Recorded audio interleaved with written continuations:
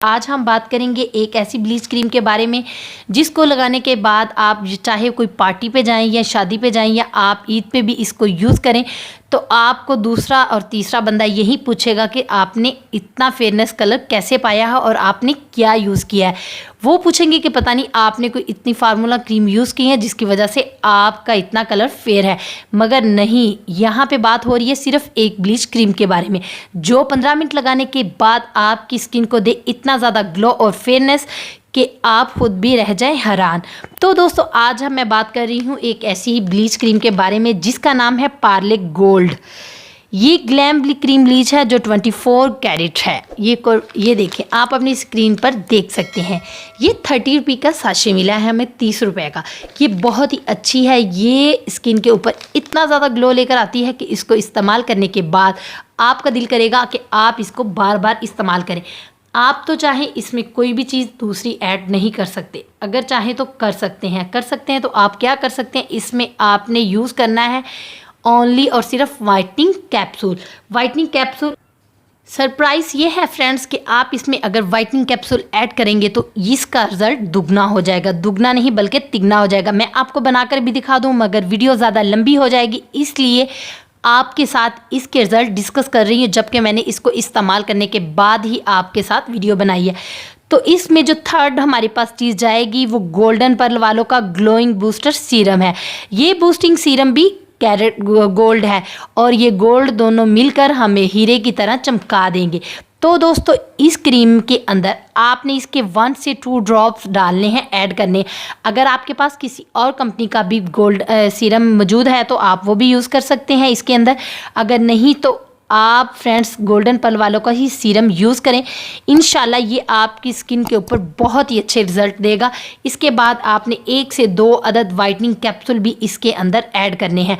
तो फ्रेंड्स अगर आपकी स्किन बर्न करती है, जलती है, तो आप इसमें जो एक्टिवेटर होता है, जो पाउडर होता है, उसकी लिमिट थोड़ी सी कम कर दें। अगर आपकी स्किन के ऊपर जो बाल हैं वो बहुत ही थिन है, ज़्यादा हैं या बहुत ही हार्ड हैं, तो आपने एक्टिवेटर की मिकदार को ज़्यादा कर लेना है। और अगर स्किन बर्न करती है तो एक्टिवेटर की मिकदार, स्किन को ब्लीच में यूज़ करने से, एक्टिवेटर यूज़ करने के बाद जब आप ब्लीच अपनी क्रीम तैयार करेंगे तो आपने अपनी स्किन के ऊपर थोड़ा सा सूथिंग लोशन लेकर स्किन के ऊपर लगा लेना है। अगर सूथिंग लोशन आपके पास अवेलेबल नहीं है तो आपने एलोवेरा जेल लेनी है, वो अपनी स्किन के ऊपर सबसे पहले अप्लाई करनी है। उसके बाद आपने जो ब्लीच क्रीम आपने बनाई है वो उसके ऊपर लगा लेनी है। तो फ्रेंड्स ये थी इन्फॉर्मेटिव वीडियो जो मैंने आपके साथ शेयर की पार्ले 24 कैरेट गोल्डन पर ग्लैम क्रीम ब्लीच के बारे में। दोस्तों इसका रिज़ल्ट वाकई ही में बहुत ही बेस्ट है।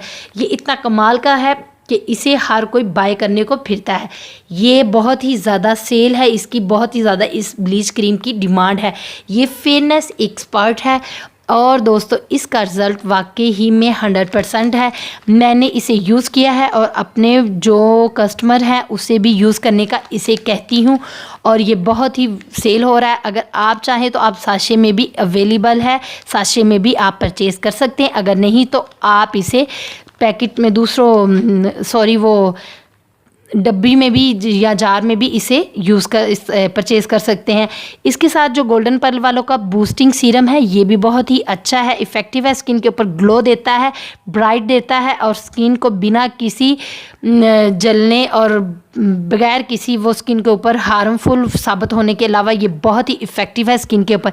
ये 100 का आप इजीली बाय कर सकते हैं। इसके ऊपर सारी डिटेल्स लिखी होती हैं, आप इसे आराम से पढ़ भी सकते हैं और इसके बाद ही आप यूज़ कर सकते हैं।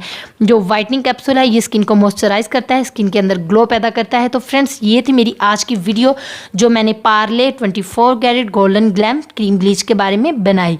तो इसी के साथ फ्रेंड्स मुझे दे इजाज़त। अगर आपको मेरी वीडियो पसंद आई हो तो आप कमेंट सेक्शन में मुझे इसके रिज़ल्ट भी लाजमी शेयर करें कि आपको इसके रिज़ल्ट क्या मिले हैं।